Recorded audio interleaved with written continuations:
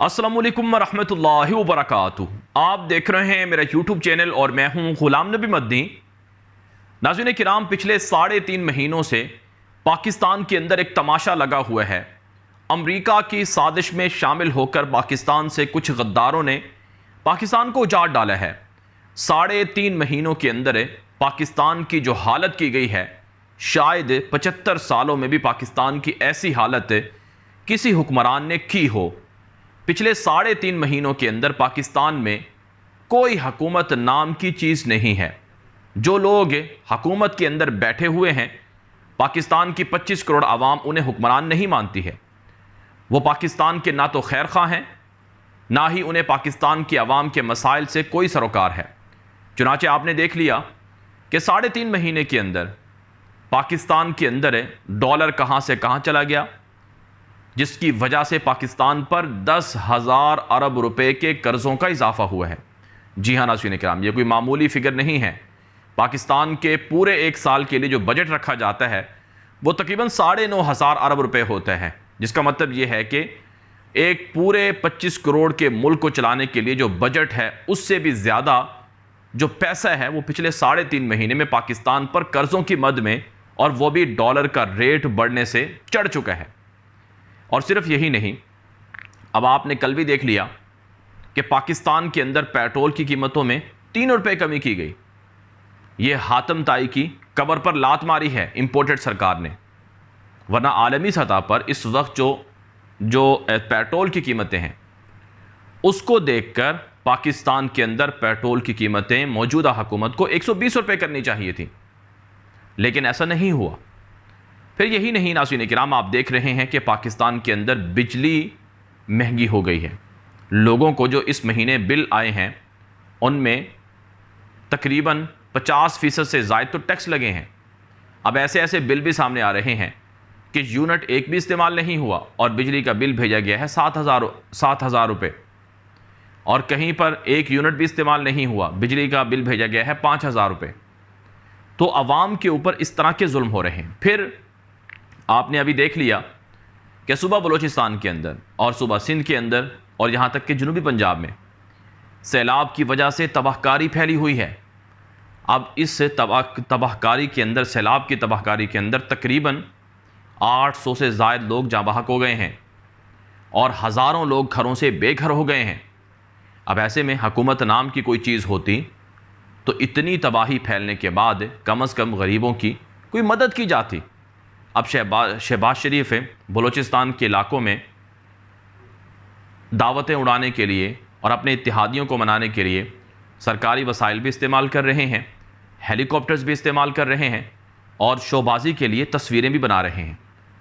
तो ये वो पाकिस्तान का तमाशा है जो पिछले 3.5 महीनों से लगा हुआ है, और पाकिस्तान की आवाम मायूसी और डिप्रेशन और मसाइल के अंदर उलझती जा रही है। अब नाज़रीन किराम, पाकिस्तान की आवाम जिस शख्स के साथ खड़ी हुई है वो इमरान खान है। पाकिस्तान की 25 करोड़ आवाम इमरान खान को सपोर्ट करती है और उन्हें पाकिस्तान का मुस्तकिल तौर पर हुक्मरान देखना चाहती है। लेकिन जो साजिशी अनासर हैं वो पाकिस्तान की आवाम के मैंडेट को तबाह कर रहे हैं। इमरान खान पर पे दर पे खुदकुश हमले किए जा रहे हैं, धमाके किए जा रहे हैं, साजिशें की जा रही हैं।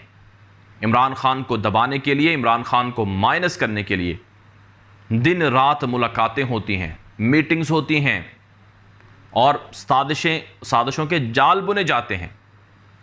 और नाज़रीन किराम, मैं आपको ये बताना चाहता हूँ कि जो 3.5 महीने में जो ड्रामा हुआ और जो तमाशा लगा पाकिस्तान का, इसके अंदर पाकिस्तान की एस्टेब्लिशमेंट, पाकिस्तान की अदलिया, पाकिस्तान की ब्यूरोक्रेसी सारी की सारी शामिल नहीं है।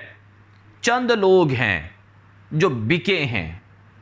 और मैं आपको बारहा ये बात बता चुका हूँ कि हर इदारे के अंदर, हर शोबे के अंदर ज़रूरी नहीं कि 100% जो लोग हैं वो ठीक हों।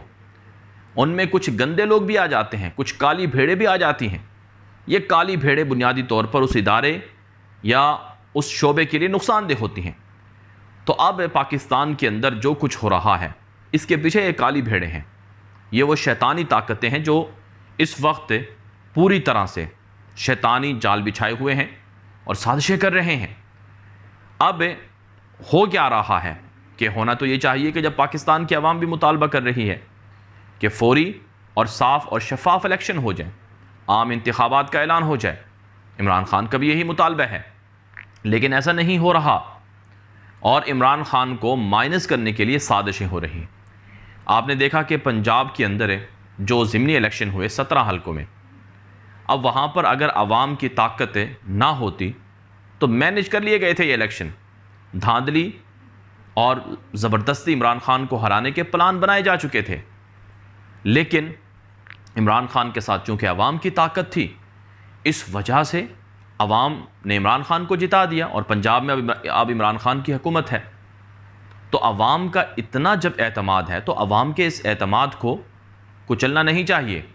लेकिन यहाँ पर हो ये रहा है कि काली भेड़ें मिलकर इमरान खान को कुचलने की साजिशें कर रही हैं और ये आज से नहीं, पिछले 3.5-4 महीनों से हो रहा है।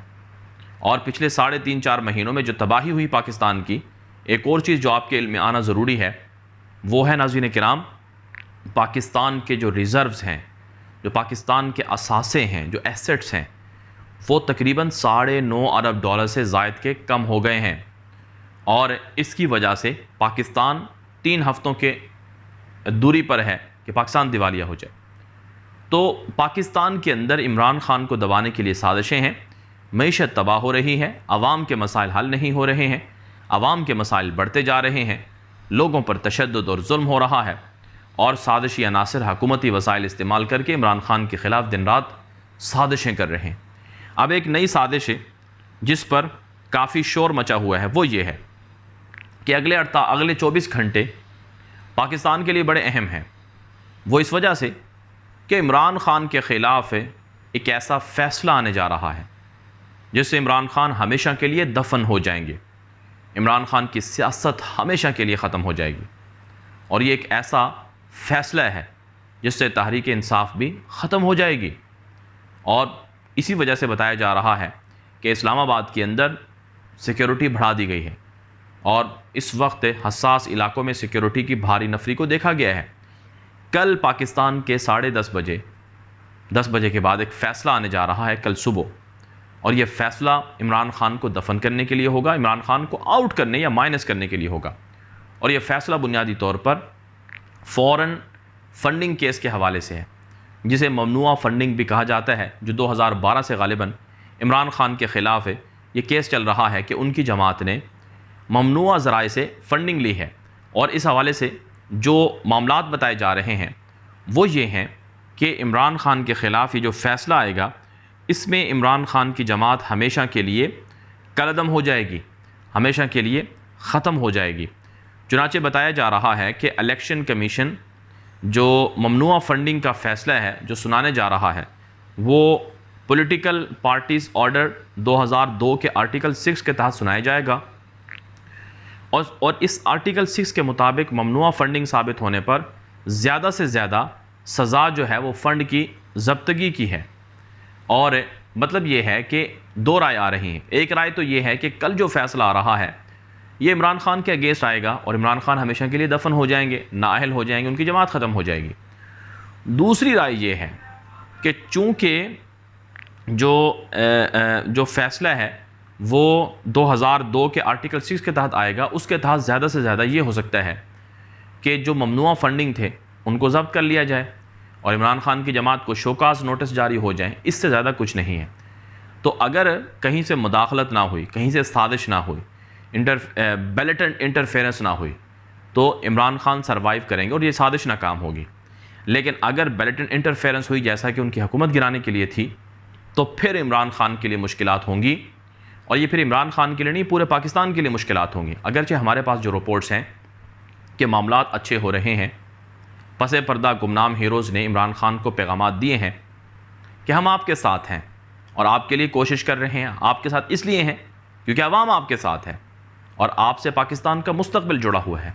बहरहाल नाज़रीन इकराम, अब कल फ़ैसला होगा कि इमरान खान पर जो पे दर पे ख़ुदकुश हमले हो रहे हैं कि क्या इससे हालात ख़राब होते हैं, क्या इमरान खान की सियासत हमेशा के लिए ख़त्म होती है और उन्हें हमेशा के लिए दफन किया जाता है, या फिर इमरान खान माजी की तरह तमाम साजिशों को रौंदते हुए जीते हैं तो इस मरतबा भी जीतेंगे या फिर हारेंगे, ये फ़ैसला कल होगा।